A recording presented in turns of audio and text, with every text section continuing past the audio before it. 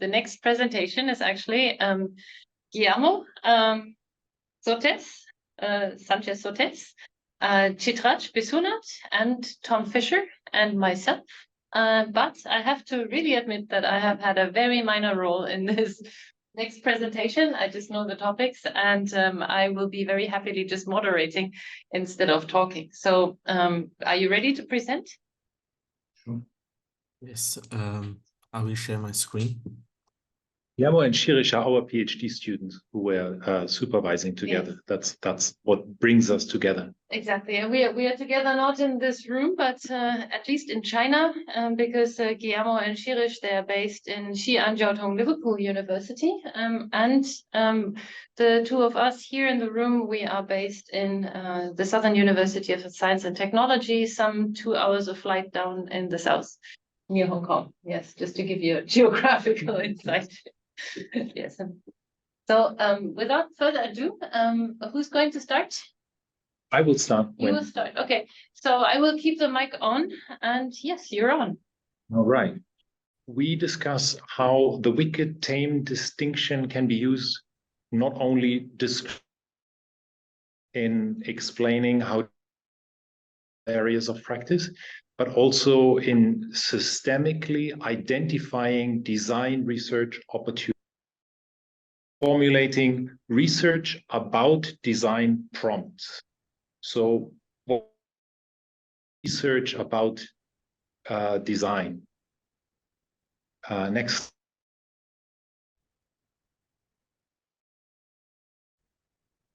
The phrase research about design comes from Christopher Freiling's distinction between three research through design, which is the gaining of insight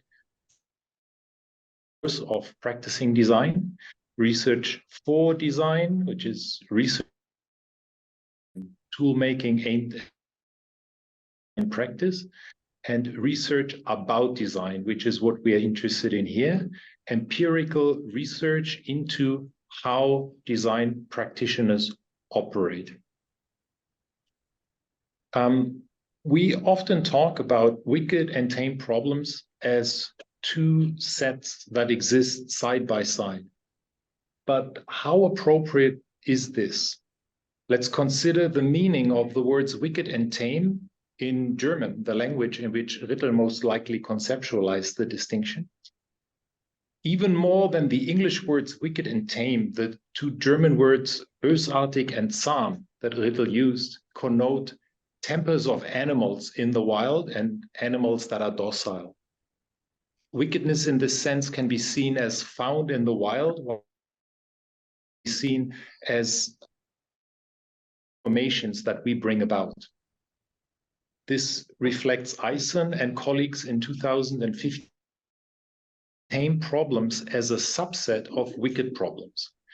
And it also implies released back into the wild and untamed, so to speak. This explored, and Ben's more to say about this later.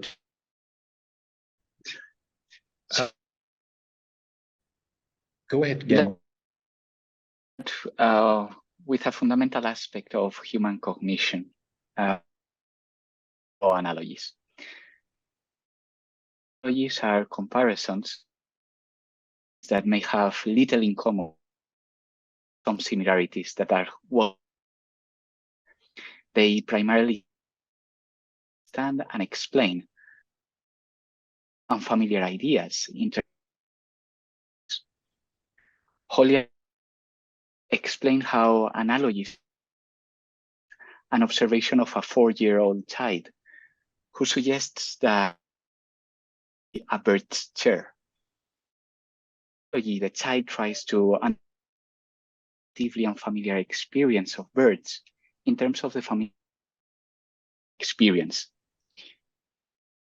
The child had second but what a tree is to a bird.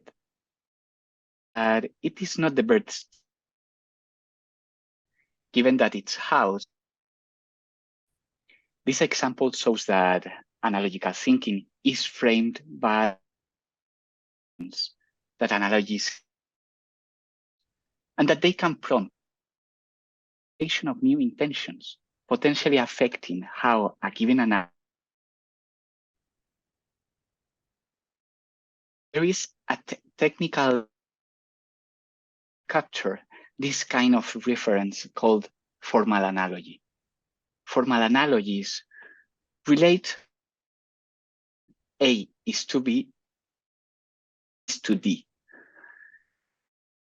The relationship between A resembles the one between C. For example, as a bird is to air, and is to an arm, as a foot is to a leg. And from this, we can turn a form to a creative prompt, resembling the so-called Indian rule of three of middle school math education. Students get 6 mangoes cost. How much will 15 mangoes? This pattern works for problems of proportionality. It can to prompt for quality. In 2007, I named Pierre Pang. It's finally a project in industrial with an interest in quirky conceptual CI, but having a hard, clear point of departure. I prompted him asking if a Mac mini computer is like an aerodynamic speed skater, then what kind of computer Sparrow? And what is the fully functional right here?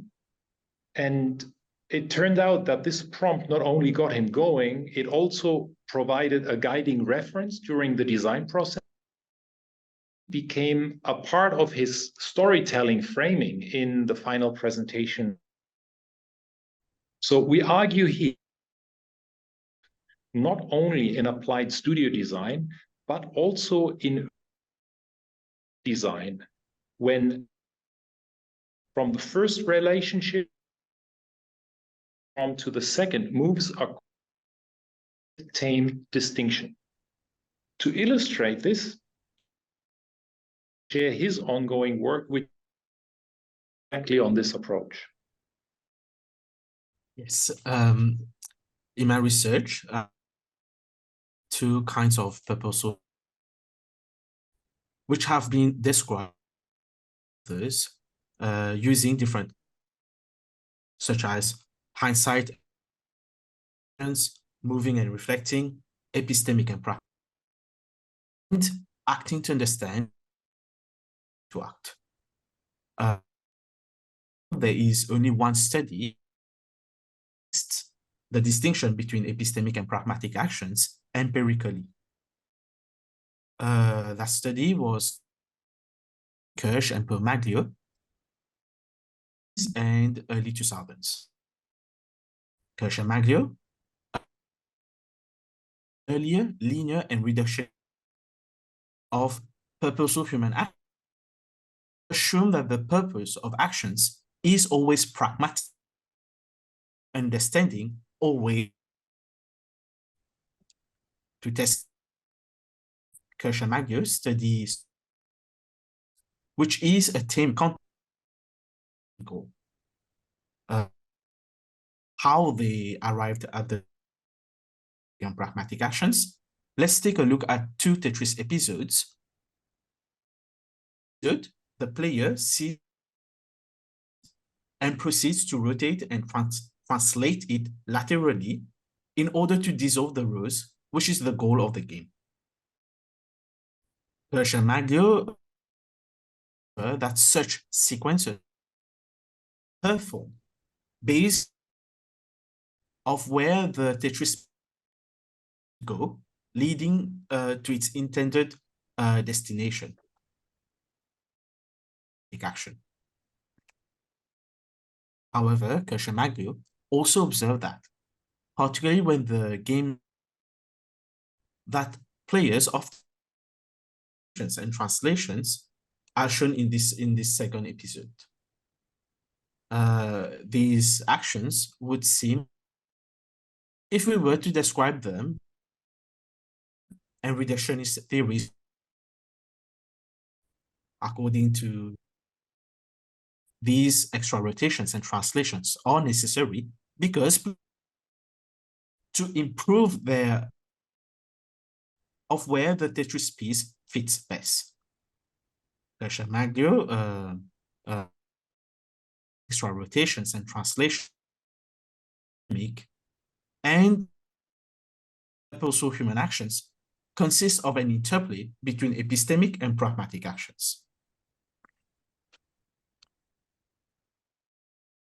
Tetris play, but theory accounts for all human actions in general, including designing.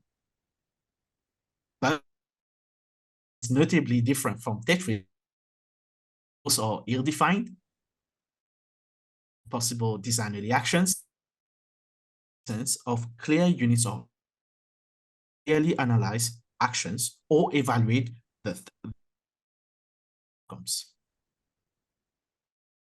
In order to improve our theories of purposeful human actions, we can formulate a research about design prompt by asking if epistemic can be discerned in the Tame context. What kind of actions can we discern in the wicked context of design? Research about design prompt in empirical study is with 3 different levels of experience. Were provided with the same design, were asked to concurrently while they were designing. The 6 studies were conducted via video conferencing, collecting of audio, visual, and textual design protocols. I transcribed and segmented the data sets into textual transcripts in protocol table. We can pragmatic actions in design coding scheme to instances when verbalize design objectives, followed by instances when they fulfill objectives set. And I then notate links between and qualify them as epistemic. I further extend the linkograph notation with to identify pragmatic actions respectively as shown on the right side of the slide here. Gained into the interplay of pragmatic actions in accordance with Herr-Maggio's analysis. I also identify some design actions as clearly epistemic or pragmatic through linkographic diagrams to observe more. Some instances are pragmatic or epistemic end up in the respective. For example, an action starting with a pragmatic object yield an epistemic fulfillment. Alternatively, it may turn out end, which I represent side of this slide. Of Herr-Maggio's 2 categories, my observation yield a more set of 6 categories. This suggests that is richer than what can be captured by the earlier pragmatic actions developed in the Tame to present a more differentiated, I believe, a more a framework to describe pragmatic actions in the and to also contribute to the field of design research and methodology, and extending model of human action in order to inform both design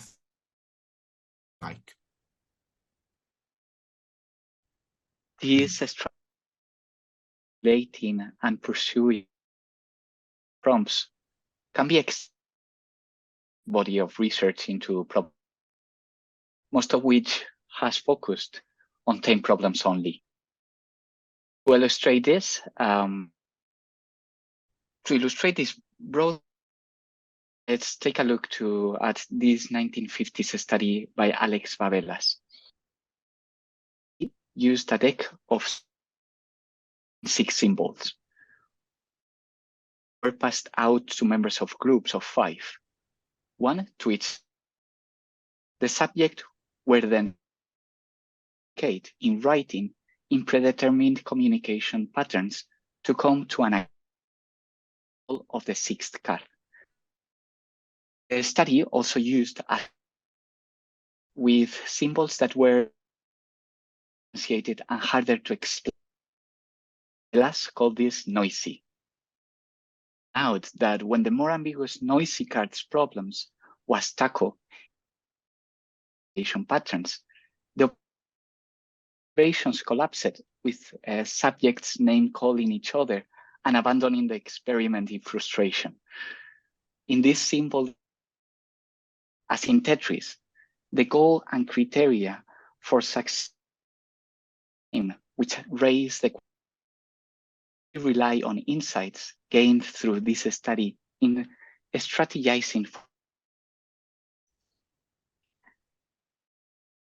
of empirical research into cognition and behavior based on observations of Tame problem solving. Claims or implied insight may not apply in wicked problems. Much of design education, practice, and management may exist in research. This points to the concept of analogical design prompts and describe how used not only in design, but also in research. We have also demonstrated can be applied. Weber's distinction between weak as a pivot. We believe that this approach transcends the descriptive use of deploying it in the context of and demonstrating the expanding relevance of Rittel half a century after. Thank you all.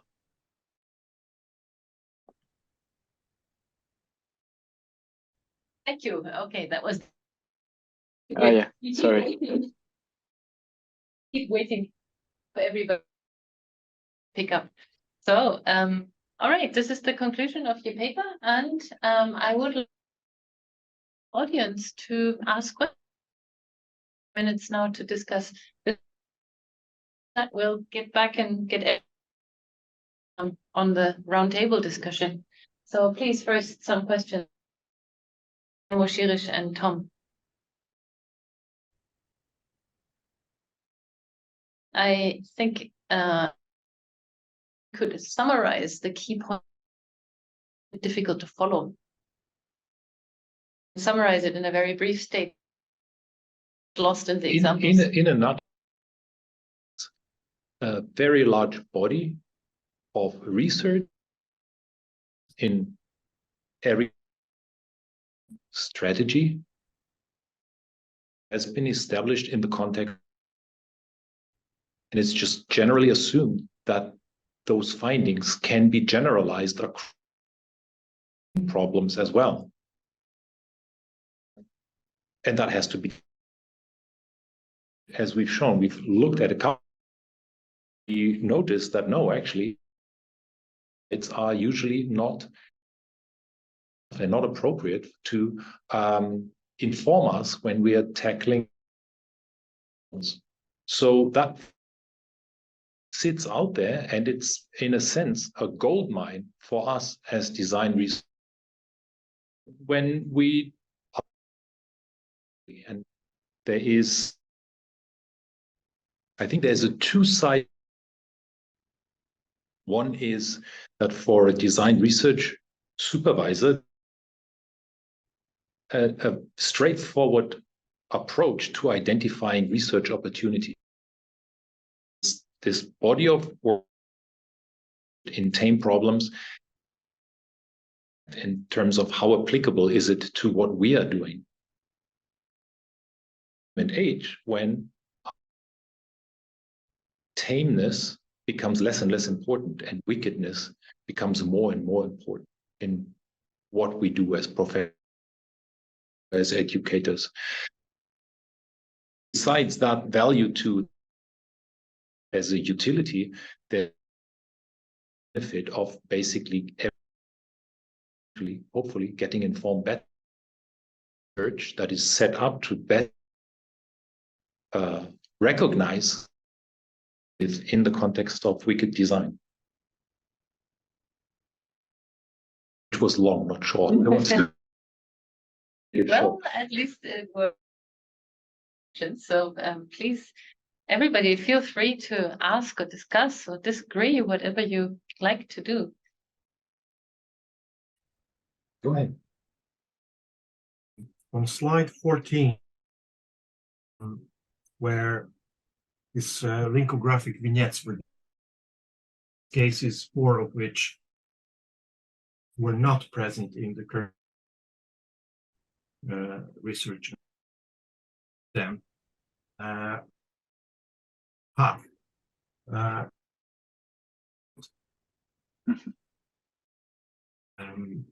the aporia. I'm kind of interested to how this pragmatic and epistemic action. So tell us a little bit more about those two cases. Yeah, that's actually is kind of Persian Maglia did not account they were studying Tetris, but I kind of observed that when analyzing my data sets. The data, what I have to say that it's not between what is a because every data standing, so you have to act and perceive and like and realize that okay, fulfillment, and so you have to reframe your situation to something else, and that kind of moment, that kind of instances, when I consider to be a dead end.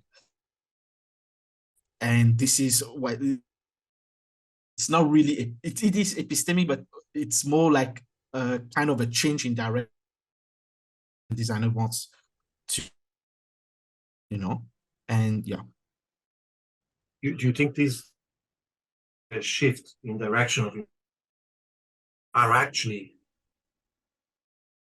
of those moments in inquiry? Do you have concrete examples in your research? Do you deal with? Yeah. Yes, I do have concrete examples of people reflecting. For give you one. In my study, the designer is like there's for example, and one of the was trying to attain a kind of a geometry using grasshopper, and after trying many minutes spent on trying that geometry, that verbalized, you know what, I'll do something different because it's not leading me, it's not worth the time here. Want,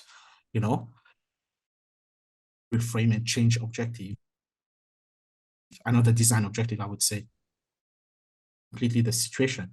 So the viability of the situation. And this idea of dead ends is possibly also related to earlier theories, moments of that breakdowns, moments of Xi'an, for example, talks a little bit about that also, this researchman.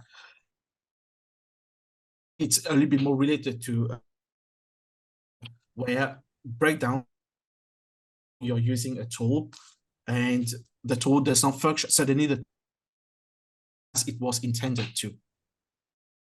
Moment of reflection with it reflects on this situation, and okay, it's not performing as it was intended to. So these are the moments of the. There are a lot of different data sets that I observe, but I have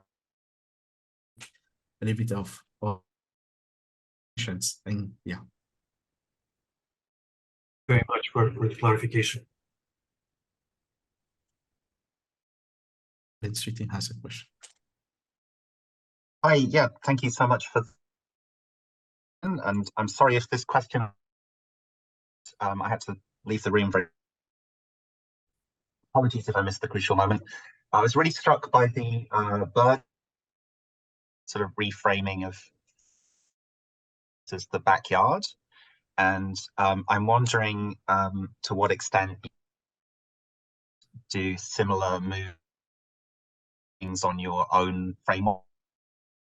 So, for instance, the kind of looking at was thinking of things between being epistemic, also other kinds of the is not purely captured by either. So I was wondering if how other kinds of captured in what you're doing. What other kinds of fulfillment with what I am doing? Yeah. You this particular slide, it's sort of an epistemic fulfillment, and I think there's other which I think are relevant to wicked problems and to yeah. Actually, that's when I'm thinking about it. That seems viable. That there might be different types of fulfillment. In my study, what I do, I'm testing, right, and categories in order to be able, because it's true that fulfillment, epistemic, pragmatic, other kinds of, it gives a lot of different in the end, and then but does it lead to any viable describe the world or my observations in many categories? Of course, it's not only epistemic or pragmatic. My study, there's 4 additional kinds of, but yeah, I mean, and yeah, you can, I do explore or talk about other kinds of fulfillment. That's a think of, but can we then there's insights? Can we create a critical what has so all different kinds of fulfillment to more in the long run, and well, actually I did that before. So actually I did code my data by like different kinds of actions. I recall kinds of actions, but then I reflected and I thought that valuable insights I might get. So it was, yeah, it did not answer my research questions, and that's what I had to then shift my strategy. Yeah. And what kinds of additional mind you seem to be thinking? I think so. For instance, like the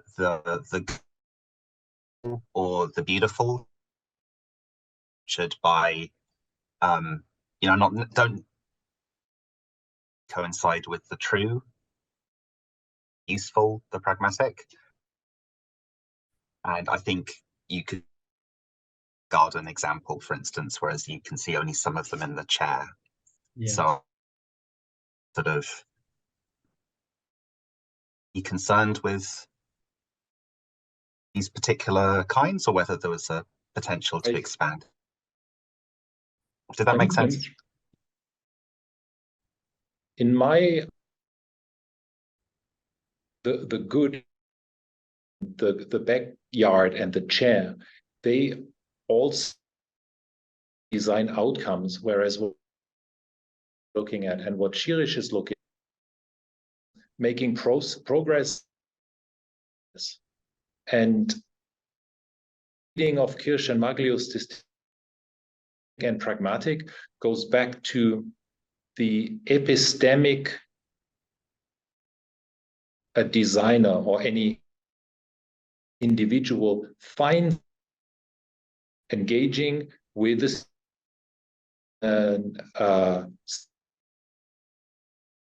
there is a group that has an arc where this and that as pragmatic, and then where the other understanding, and that's the epistemic.